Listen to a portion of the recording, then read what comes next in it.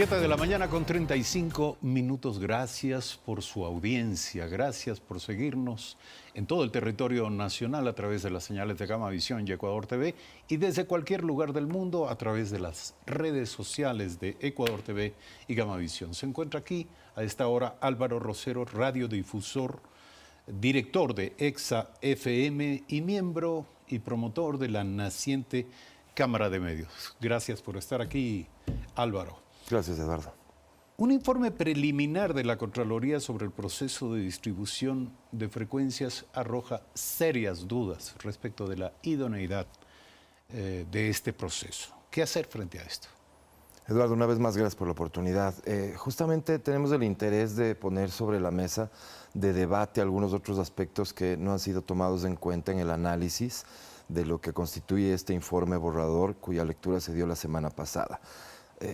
Sí entendemos que tal vez lo más llamativo de este informe tiene que ver con esta potencial conformación de grupos de concentración de frecuencia, pero efectivamente el informe señala otros aspectos que coinciden con los temas que fueron nuestra preocupación desde el inicio, es decir, desde que el concurso fue anunciado y posteriormente ejecutado. Esto tiene que ver con que el concurso en sus bases deja de lado expresas disposiciones de la propia Ley Orgánica de Comunicación.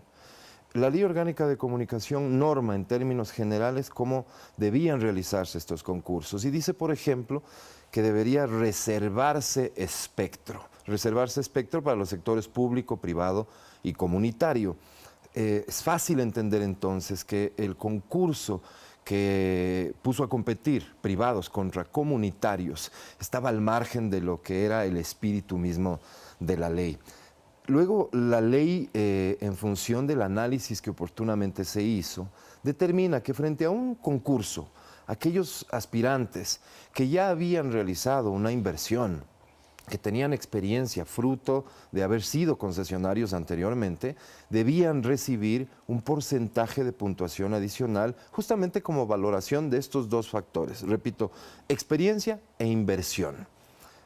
Las bases del concurso, el concurso en sí desconoce este derecho de los concesionarios vigentes y entonces si vamos sumando elementos, llegamos a un concurso en el que competidores comunitarios, para quienes existían en cambio medidas afirmativas que se trasladaron en puntaje adicional, competían contra medios privados, existentes muchos de ellos, a quienes en cambio se les había disminuido y desconocido el derecho concreto de contar con ese puntaje adicional. Ahora, estos competidores comunitarios no eran radiodifusores o no eran todavía medios de comunicación consolidados. Existen de unos y de otros. Hay que reconocer que el sector comunitario en el país viene trabajando desde hace mucho tiempo y nosotros coincidimos plenamente con el derecho de este sector a acceder a espacio en el espectro radioeléctrico.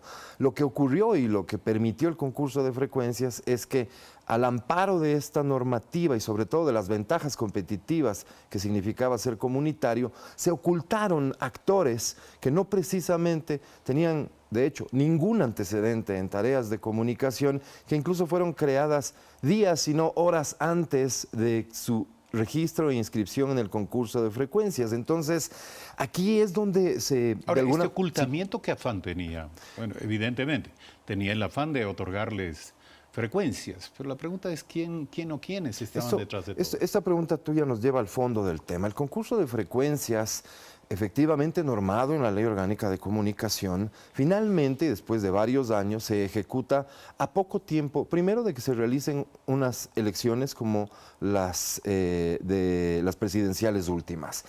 Habíamos manifestado nuestra preocupación de la cercanía del evento electoral respecto de esto que de una u otra manera ponía en alerta a los medios de comunicación. Recordemos que este es un concurso inédito. La cantidad de frecuencias que estaban en juego es algo que nunca antes había ocurrido en el Ecuador. Aproximadamente 1.500 frecuencias en el país entero.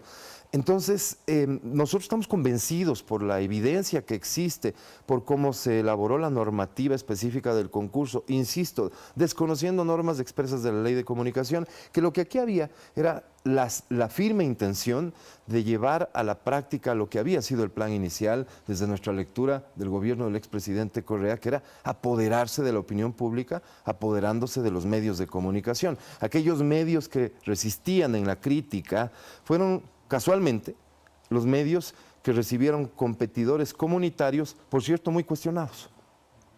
Es el caso de Exa FM. Es el caso de Exa FM, es el caso de Radiovisión y es el caso de algunas otras estaciones de radio. Intentamos nosotros siempre, más allá de que hemos sido los que hemos puesto la cara de alguna manera en esta preocupación, en esta queja, en esta lucha, porque eso es lo que ha sido, que esto no se entienda como una pelea de dos medios de comunicación tradicionales de Quito.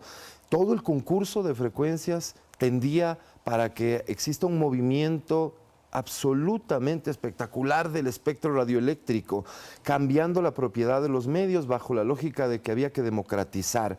Ahora, fíjate, Eduardo. A esto se añade, a lo que está señalado, está dicho, se añade también el informe, digamos, los aspectos del informe que apuntan hacia la concentración. Correcto. Que también va en contra de disposiciones expresas, legales. Correcto. La pregunta es, ¿qué hacer? Estamos frente a un...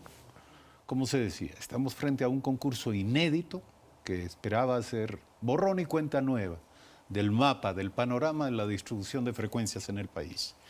Sin embargo, aquí han actuado fuerzas, intereses, mañoserías, hay que decirlo directamente. Y todo esto deja un concurso maltrecho, de muy baja credibilidad frente a la opinión nacional. ¿Qué hacer? Lo importante de todo esto es que la Contraloría, ventajosamente y a tiempo, para algunos aspectos, realiza este examen especial. ¿Y por qué digo a tiempo? El concurso se manejó en dos etapas. La primera etapa concluyó, la segunda etapa parcialmente. La primera etapa, efectivamente se detectan irregularidades. Entendemos nosotros que pueden ser corregidas. Y respondiendo concretamente a tu pregunta, Eduardo, si la Contraloría, después de su examen, ratifica los puntos que ha manifestado, entendemos que podrían entonces de esto desprenderse disposiciones expresas para las autoridades competentes a fin de que se corrija el camino del concurso y pueda llevarse a cabo. Ahora, ¿qué tan factible, técnicamente hablando, es disociar lo mal hecho de lo bien hecho? Salvar aquello que se hizo bien, porque probablemente ha habido, en algunos casos, no se puede generalizar, muy probablemente se han entregado frecuencias a radiodifusores que hicieron un proceso limpio de solicitud de demanda y se les entregó con todos los sustentos de ley. Nada sencillo, pero entendemos que es el reto de las autoridades, el reto de la Contraloría. Nosotros creeríamos que se puede hacer. El otro escenario es la nulidad completa del concurso. Y en este punto hay que reconocer que existen derechos adquiridos por parte, por ejemplo, de quienes ya han firmado sus títulos de habilitantes con el Estado. Como tú mencionas, aquellos participantes que cumplieron con los requisitos de buena fe.